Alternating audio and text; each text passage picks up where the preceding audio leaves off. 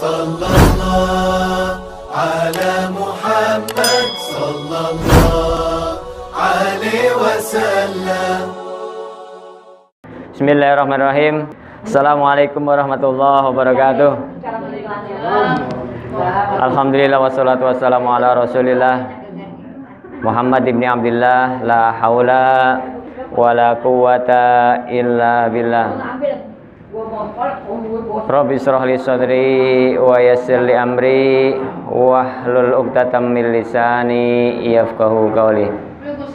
Amma ba'd, hadirin cangcingnya Bapak yang dirahmati Allah. Alhamdulillah, kembali kita mengucapkan rasa syukur atas segala nikmat yang Allah berikan kepada kita, sehingga sampai saat ini, detik ini, kita bisa berkumpul di Mushola Al-Muttaqin. Saya nggak nanya lagi ya, kemarin nanya kan, Mushola Al-Muttaqin. Semoga kita yang hadir di sini termasuk orang-orang yang muttaqin. Amin ya rabbal alamin. Saya di rumah ada banyak buku, ada rak bekas jualan. Rak itu minimarket, itu ada banyak buku. Dulu waktu beli buku itu masih plastikan, dibuka, ditaruh di rak rapih itu kan, pajak. Tapi lama kelamaan buku itu kena debu, kotor. Maka saya harus membersihkan agar buku tersebut tetap bagus, tidak kena debu. Apa perlu saya bungkus lagi? Enggak. Maka hadirin dirahmati Allah, begitulah kita. Ketika kita lahir ke bumi ini, ke dunia ini, kita tidak punya dosa. Tidak punya dosa. Bahkan tidak ada dosa bawaan. Saya nggak pernah tuh beli buku, tahu-tahu udah kotor. Enggak. Pasti bagus. Mungkin kotor plastiknya, pas dibuka bersih. Jadi tidak ada dosa bawaan. Karena ketika kita lahir keplong, kita masih murni, masih bersih. Berbeda ketika saya beli bukunya buku bekas. Saya punya istri, ternyata dia janda, punya anak. Nah, anaknya itu udah berdosa. Sudah punya dosa maksudnya. Kenapa? Sudah beberapa tahun hidup di dunia. Nah, begitu juga dengan buku saya, lama-kelamaan itu akan semakin banyak debu menumpuk di sana. Maka tugas kita adalah sebagai yang punya buku, gimana caranya agar buku tersebut selalu bersih, bersih dari debu. Begitulah dengan kita. Ketika kita lahir ke bumi, itu wangi. Anak kita cium, Hanifah masih wangi, kecuali habis bangun tidur, pesing. Kalau nggak pakai pempes, wangi kalau cium wangi. Iya. Nah, nggak tahu kalau Bang Dega nggak tidur juga nggak wangi gitu kan. Jadi anak kecil wangi. Nah, jadi kita lahir ke bumi ini dalam keadaan bersih, jiwa kita bersih, dan lama kelamaan kita akan kotor seiring dengan perjalanan hidup. Sengaja pun tidak sengaja, setiap hari kita menumpuk dosa. Sengaja tidak sengaja itu buku kena debu lama-lama. Walaupun kecil-kecil, numpuk-numpuk semakin tebal. Apalagi kalau tidak sering dibersihkan. Sama rumah kita, kalau nggak disapu-sapu kotor. Tapi sehari nyapu 3 kali kelihatan bersih. Apalagi 4 kali, 5 kali, 5 kali, 6 kali, 1000 kali. Nah, kerjanya nyapu doang kan nggak mungkin. Nah, hadirin yang dirahmati Allah. Jadi jiwa kita yang semakin hari semakin banyak dosa. Entah karena ngomongin orang, entah karena ngundelin orang, entah karena nggak sholat, entah karena dan sebagainya, berbagai macam dosa yang kita lakukan. Itu lama-kelamaan akan mengotori jiwa kita. Semakin banyak dosa, maka bukan berarti kita semakin jauh dari Allah. Bisa jadi kita adalah orang yang sangat dicintai Allah dengan banyaknya dosa. Innallaha yuhibbut tawwabin wa yuhibbul mutatahhirin. Jadi Allah itu sangat cinta dengan pendosa. Bahasanya begitu. Sangat cinta dengan pendosa dengan catatan at-tawwabin. Orang yang bertobat dengan dosa yang pernah dilakukan. Orang yang tobat pasti orang punya dosa enggak?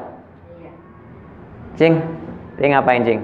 Lagi ngepel, lagi nyapu. Berarti lantainya kotor, dia disapu, kemudian dipel. Gak mungkin kinclong banget kok dipel cing. Iya baru, biar kelihatan ya kan gitu kan. Jadi setiap setiap kita pasti punya dosa, kemudian kita taubat dengan dosa-dosa tersebut. Maka orang yang tawabin ini adalah orang yang dicintai. Berarti orang tawabin pasti orang yang punya banyak dosa. Setiap hari kita punya banyak dosa, setiap hari kita bersihkan. Setiap hari kita sapu rumah kita, setiap hari kita pel rumah kita. Kenapa? Karena debu selalu menempel. Apalagi kalau punya anak banyak, pasti banyak kotoran-kotoran di sana. Sering bolak-balik itu lantai akan kotor. Begitu juga dengan kita, setiap hari ketemu orang, kadang kita nggak ada niatan, nggak sombong, tapi kita nggak lihat dia, katanya sombong, bikin dosa, padahal nggak ada niatan bikin dosa, gitu. Jadi ya begitulah kehidupan. Maka kita setiap hari kita istighfar, kita minta ampun pada Allah Subhanahu wa taala, apalagi dengan dosa-dosa yang kadang kita sengaja melakukannya karena kemalasan kita, karena apa dan sebagainya, kita bermaksiat di hadapan Allah. Maka kita harus taubat. Innallaha yuhibbut tawwabin wa yuhibbul mutatahhirin. Hadirin yang dirahmati Allah, fa'alhamaha fujuraha wa taqwaha. Allah memberikan dua jalan, satu jalan kejahatan, satu jalan ketakwaan, jalan kebaikan, jalan kejelekan.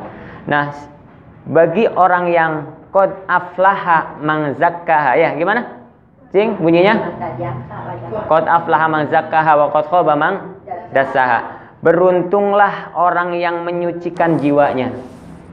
Wa qad khaba man dassaha, dan celakalah orang yang mengotori jiwanya. Mengotori dengan kemaksiatan, mengotori dengan kejahatan, mengotori dengan kesalahan, apapun itu dassaha. Jadi maka kewajiban kita adalah ayat yang pertama itu dari yang kedua. Gimana? Qad aflaha man zakkaha. Beruntunglah orang-orang yang mensucikan jiwanya. Jadi setiap hari kita pastikan kita sucikan jiwa kita dengan apa? Dengan apa? Bertaubat. Kemudian dengan apa? Istighfar. Terus dengan apa? Khudz min amwalihim shadaqatan tutahhiruhum wa tuzakkihim biha. Tuzakki wa tuzakkihim biha. Jadi dengan kita membayar zakat, maka disitulah kita mensucikan jiwa kita. Walaupun itu zakat mal, bukan berarti kita mensucikan harta kita, tidak. Harta haram tetap saja haram.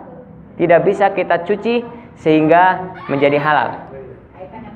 Ketika kita bersedekah, ketika kita bersodakoh misalnya, maka bukan mensucikan harta, melainkan mensucikan jiwa. Jiwa kita bersihkan dari rasa kikir, dari rasa pelit, sehingga menjadi orang yang suka berbagi.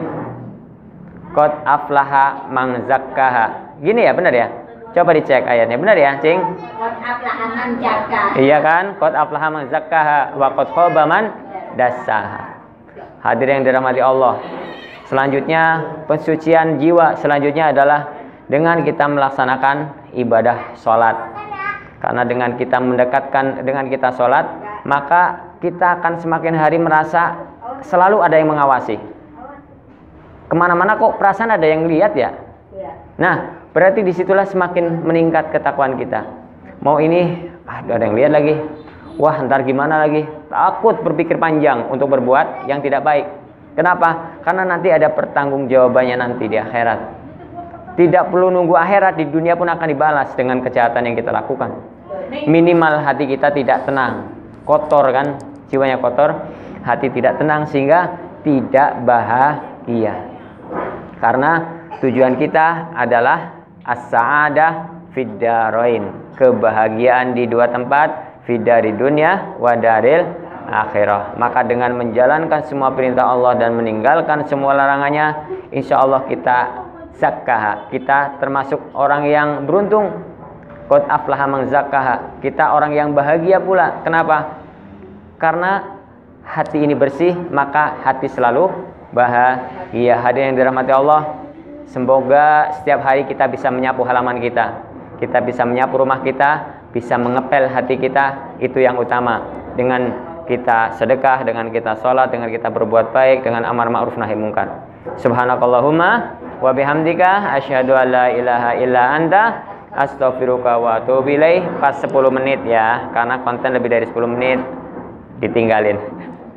Assalamualaikum warahmatullahi wabarakatuh.